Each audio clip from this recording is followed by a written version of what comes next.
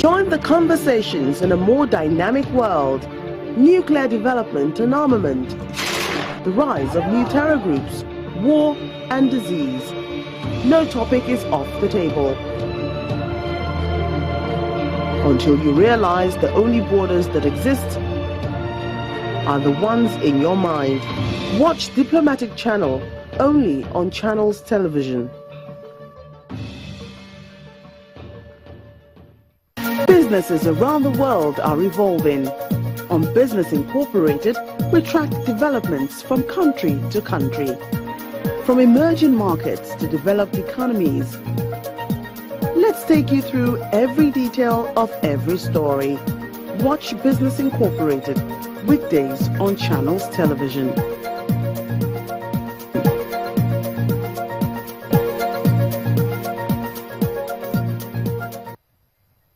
Telling a story is easy. Analyzing it is where the work is. On Network Africa, we don't just tell a story, we dig deep, touching on various subject matters ranging from politics and policies to talents, technology, challenges and celebrations. We bring you the latest on what shapes our continent. That's because Africa is not only our own, but our passion. Network Africa, bringing Africa to the world.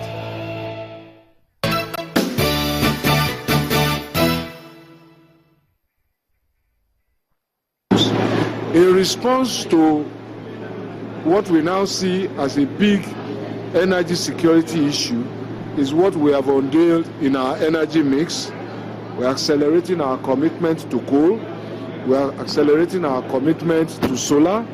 We are accelerating our commitment to hydro. And as you will see, even in the Kaduna power that we visited yesterday, is a combination now of gas and LPFO or diesel. So, and all of these are consistent with the first phase of our three-pronged roadmap of incremental, steady, and uninterrupted power. We will have stable electricity when Nigerians stop vandalizing pipelines. We will have stable electricity when Nigerian contractors awarded contracts to build distribution assets, build them properly. Well, a tough one there, but that's a bitter pill. Should we swallow that? No, please, no. It's poisonous. We can't swallow that. When I want to disagree for the first time with which part? With the minister for the first time. What part of? I want to disagree with the fact that we will have power when they stop vandalizing pipelines. The presumption is that we only get power from gas installation. No! That's why I was happy to read in the news recently that federal government through Embark was entering into a kind of power purchase agreement based on solar, like to generate like 960 megawatts. Fantastic. But the but there is this. I don't want to start to raise another issue now, any answer and others to say, oh, what is happening now, Yemi, is this. No, we're all in it together. Nobody can be as passionate as I do when it comes to power and electricity. And what do Nigeria lead? The issue is this. When they started setting up this, we said go the renewables. They are going there now. Even the minister mentioned it. But having solar panel structure for states, which is an off-grid generation, that ought to have been taken over by state. The federal government now is one taking over the duty of states setting up solar panels for them. We have the largest solar panel, solar farm in Namibia, in Africa. Massive. Okay. Those are off-grid issues. Okay, Mark wants to put a question in. Mark, Well, I was enjoying the new perspective, that was coming in from Mr. Oke. But if you look at what's going on now, I mean, in terms of I have to go back again to the tariff inquiries. If you look at what has happened so far and the judgment, some people will say that you've only looked at it from the perspective of the consumer. What about the perspective of the investors? Do you think that that judgment has the ability to scare investors away? Definitely no. I've not said here that NRC cannot increase tariffs. I've not said so. That's not my position.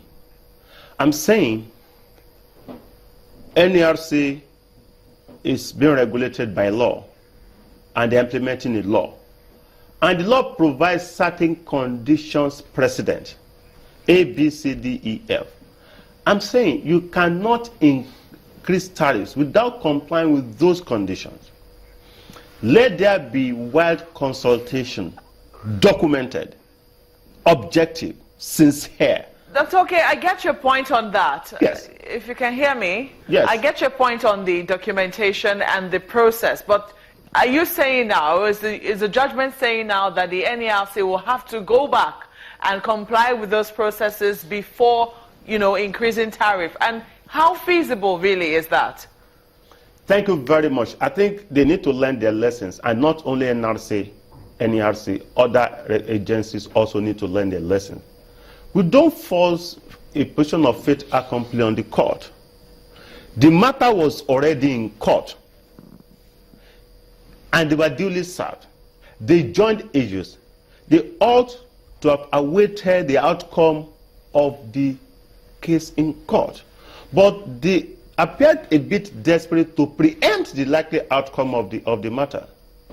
And when even the former chairman was accusing the judge, when they first filed a preliminary objection on ground of jurisdiction and the court declined, and they tried to stall the matter. And they had to report him to the NBA because the former chairman was a lawyer. Is a lawyer. So come, you'll be out of that office, and the provision, the law stays. Clients will come, clients will go, the court will stay. You don't do this. Let me bring this hypothetical point in. I mean, upon appeal, assuming they lose the case and court upholds that judgment, are they going to be asked to refund the monies they've collected since February 1st? Well, see, every conflict can be mitigated, negotiated, and discussed and settled. Even after the appeal, judgment, you can sit down around the round table and still discuss and still settle your issues. It is allowed. But it's a step in the right direction to the extent that never would they take Nigerians for granted again. Let me give you another example. At some point, I was toying with an idea. And I felt that might not be fair because I see myself in the middle, both for the regulator and the consumers. If anybody, and I'm warning them now, NRC and others, not to allow a floodgate of litigation. If you go to the website of NRC, you see the number of licenses they have awarded. They will call some on grade. They will caption some off grade. If you go to court today to challenge off-grid licenses and ask court to set aside all the licenses given for power generation off-grid, you will likely succeed. Because it's a constitutional provision. And if they set aside all those licenses and say, okay, no, only states should do that, somebody will say, oh, they're setting us back. They need to do the right thing. But if you know, as a lawyer, I think there's a ripple effect that this could cause. But it's amazing that those who went to court didn't also take the CBN to court. Because if truly that's what, because don't forget that the CBN also fixed the interest rate, which also affected the price of tariff. See, that's another angle. But it's very important See, that is also looked at if we're talking about an objective fight, because they're not here to speak. But if you look at it objectively, if you say this is what is happening that will affect the discourse, then you should also look at it that these who are also in business, the CBN has also fixed the interest rate. Let me tell you, which ultimately will affect their business. I agree with you. You see, I want the discourse and the GENCO. See, we keep talking about the discourse. Nobody's talking about the GENCOs. Talk about metering, please, if you will. So why do you think there's politics there? So the metering now, see, that's the problem. It's still about metering, because if you need to, if I've been one, now that you want to jack up your tariff, and I'm paying like 20,000 naira per month, and the next increase will make me pay like 30,000 naira per month, I should have the right to regulate my consumption. I might choose to put myself in darkness for 3 days of the 5 days week to regulate my consumption, including for the telecoms. You have to take charge. It's part of consumer protection issue. You regulate your consumption. Now they are not being given that benefit, that right to regulate your consumption. That is one. Two, simple logic. The moment the discourse, they said it was reported that you are losing money. Yeah. Once they meter you lose. They're going to have a kind of a decline in their earnings. It's natural because you can now regulate your consumption. If they throw out meters now, their earnings will crash drastically. Is it that they will crash or that, because don't forget, naturally, there are government agencies that owe them huge amounts of money. So if you meter and you have smart meters, if you don't pay, you don't consume electricity. Perfect. So how would you lose money? So one, they should go. I ran some courses for some discos and the guys, and I told them what to do about debt recoveries.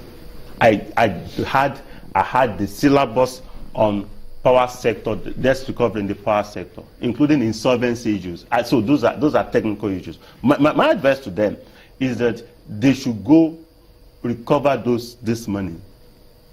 Not forgetting the fact that even the monies owed to NEPA and PSN were mainstream as part of their asset.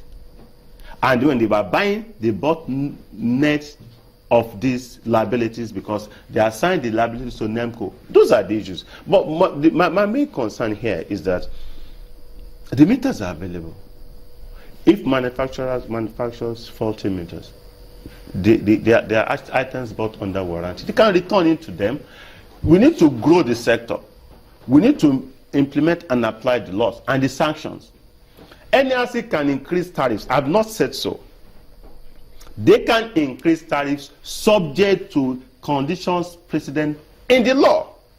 One. Two, to get out of this problem, I'm not sure, I'm not convinced, I'm not persuaded that increasing tariffs is the solution to it. It's never going to solve the problem. The problem will be solved when the backup from over-centralized power regulation. Now, off-grid licenses, and I am insisting, should not be by the federal government. The state should take charge of that, and NRC now should stop licensing 1 megawatt, even for areas under the national grid.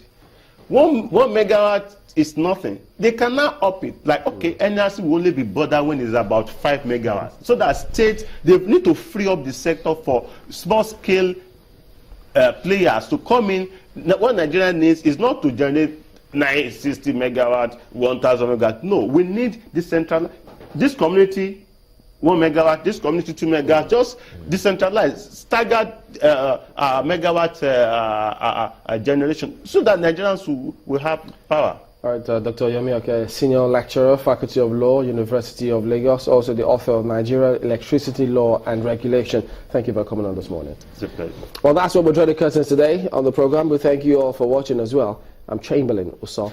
I'm Sulaiman Alede. And thank you, I'm Maokwe Ogun. Goodbye.